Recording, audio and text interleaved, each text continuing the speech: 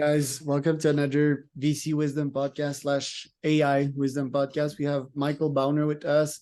I've already interviewed a peer of his at Laigo.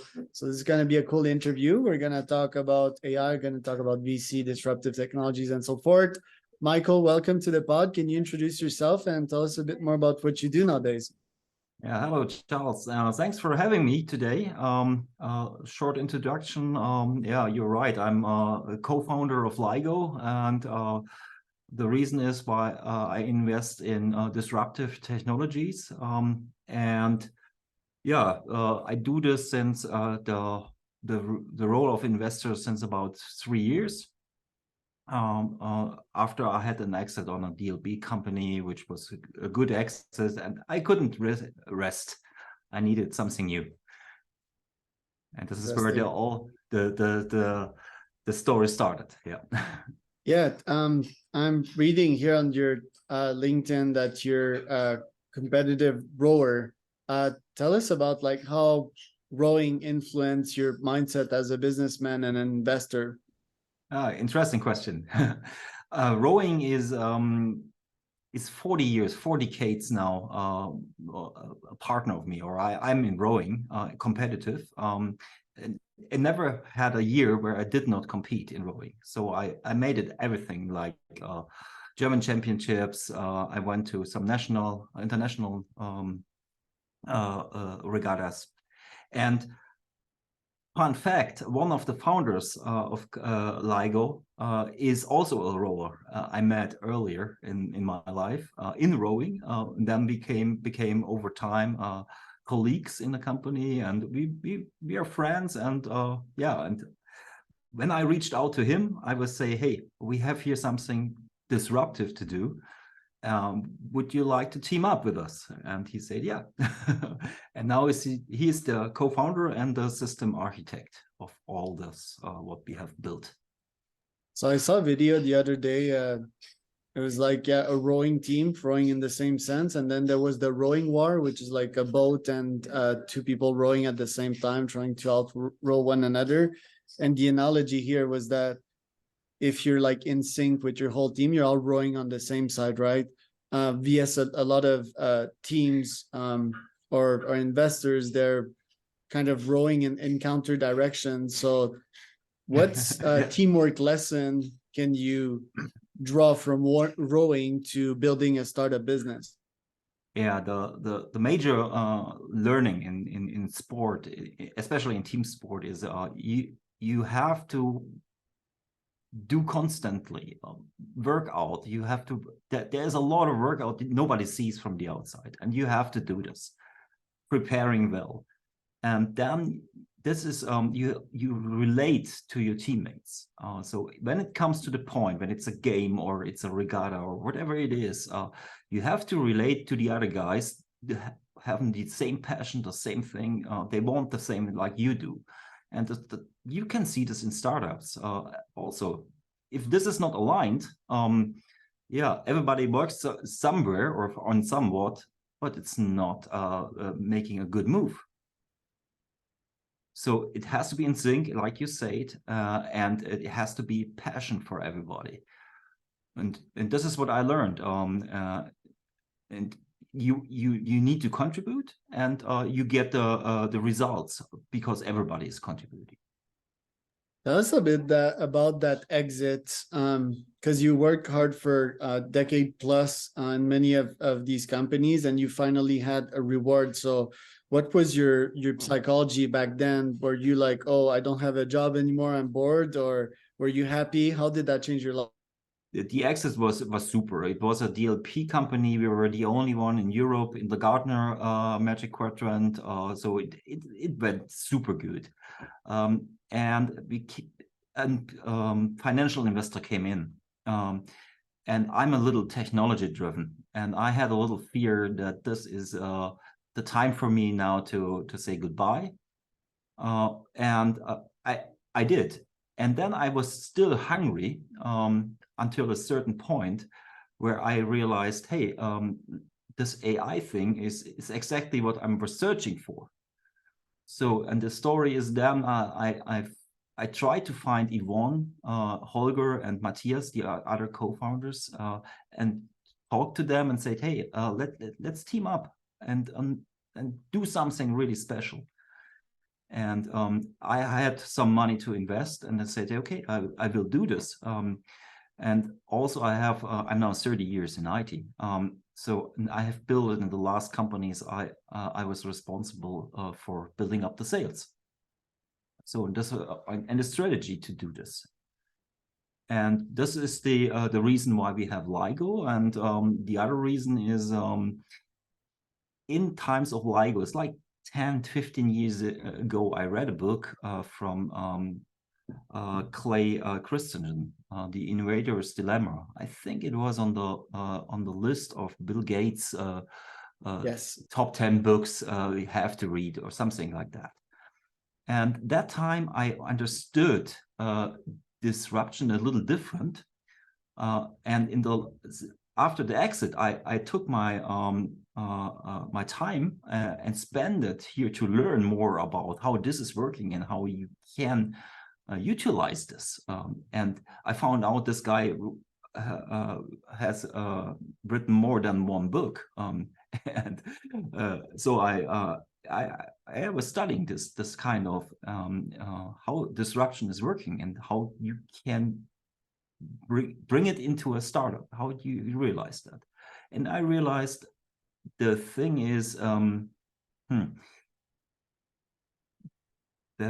it's more a concept of how you address the market and what market are you addressing than the innovation itself. So you can have the same innovation in a very sustainable go-to-market strategy.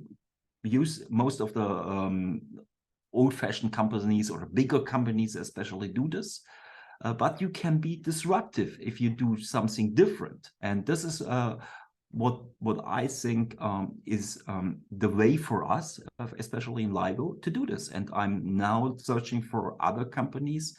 They want to go this way. And to be honest, it's not so easy to find them because the understanding of this theory, let's say it's a management theory from Clay Christensen, is not broadly spread in the startup scene.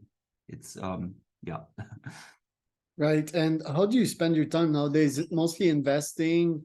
Is it mostly managing, or do you still actually execute in the companies you invest in? Yeah, that shifted a little. In the beginning, it was a widespread. I tried something out, investing more and doing more research. And from the day on Laigo, we founded Laigo. I was in charge to build this company in the first place. You know, we have two divisions. One is in the Balkan states. One here is in Germany, the headquarters. And now I'm in charge to build the sales. And so I'm more and more in this Laigo thing and phasing out or I don't have enough time to spend in the investments. So it's more, now it's more like a business angel thing. So I assign some tickets and give some good advice if you want, but then these companies do this without me, and they have to. Right. What do you see in AI, and how do you see the AI startup ecosystem develop in Europe? Yeah, recently we all know that the boom is there, and the boom is on large language models. And there are two things I see today. There is one thing, the companies, startups building their business model on top of this ChatGPT or some of the US models, and there is not really a lot of companies doing the lower end of it. So they all try to jump into this large language model fight. This is a real battle Microsoft and Google now do have, and I have fear that nobody in Europe is capable to spend this much money to compete. So they will eat them. We have a very good company here in Europe, Alpha. They say they have a model like Lumissions is, I think, the name of the model, which is comparable to ChatGPT. And they are actually getting the rumors are saying, from SAP. So this is the only company, I think, which maybe have the financial power to compete. All the rest will not successful compete. So my feeling, just my humble opinion. Yeah, I think I agree. The other thing is even the big ones, OpenAI, and they burned last year $500 million, more than that. There will be the point that they have to they have to make the money with these models. And I do not know if this is in the end this is a plus in the end result, and how fast this can be. On the other side, you see now these open source large language model, more specialized, more customized, less features, let's say, or more specialized is the better term on this. They make sense in my mind, and nobody here is really using them in this moment, except Laigo. Interesting. And what do you think that GDPR and the over-regulation that we're seeing in the EU, what kind of effects will it have on startups? Will startups just start an exodus out of Europe and start building elsewhere? Or do you think regulators will adapt and become more flexible? I have a big fear. GDPR was the first step, and this is I was in a data loss prevention company, so we took benefit the other day when this law was implemented. The same thing will happen with this EU AI law in Act in 2014. It will be released, and this is overregulated, purely overregulated, and my feeling is this will cut innovation. This is the big thing here. So if you are an investor, how would you invest in something which will not be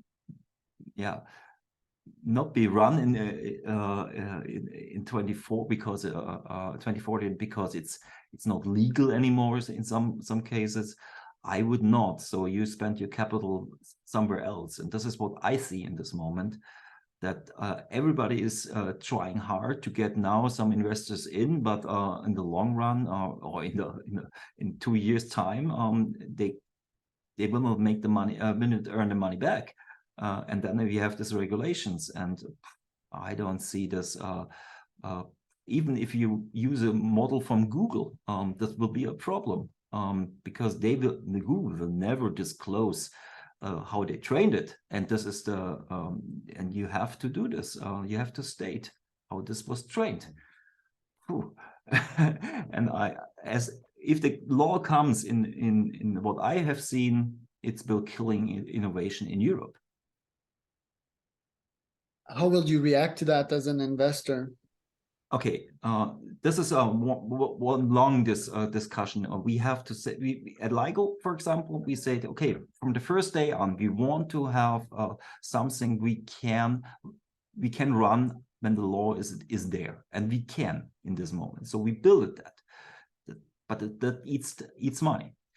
The second thing, and we built something totally independent from all these big tech companies. As an investor, now, if I look into these companies, I ask them, hey, what is your base? What is your core? On what do you build on? And if this is, if the engine, let's say, is something which will be most probably affected in 2024, I can't invest. So this makes it difficult to find, first of all, the companies willing to do this disruptive thing, and that they have something which can be run after the law is there. Right. Last question for you, Michael. As AI is evolving, we're seeing more and more the open source community develop its own models. You've mentioned, that companies need to state in public how they train them all. I think that's default in open source. So are you a believer in the open source model? And do you think that will be part of what Europe does regarding the regulation? And are you interested in possibly investing some of your dollars in these open source AI companies? I think this, on the long term, the open source models will win. Definitely, this is, and I will invest in something like this. That's for sure for me. And I think Europe has to show that Europe will survive what the regulations will bring. And for me, it's not clear what will happen and what will be the market, for example, for Laigo in the 2024 and afterwards. Right. Where can people find out more about you and Laigo, Michael? Yeah. The website or the LinkedIn? Yeah, the website. I'm on LinkedIn, Michael Bauner, easy to find. I think this name is not pretty often used. And Laigo, of course, for everybody who's interested in utilize this. It's a model thing. You get some modules ready to use, turnkey. You build into your software. So every independent software vendor, just check it out. We have strong models, super pricing. I think we are the cheapest we found. And so you can utilize AI like this. That is our key. And this is what we want to do. And this is how we approach the market here. All right.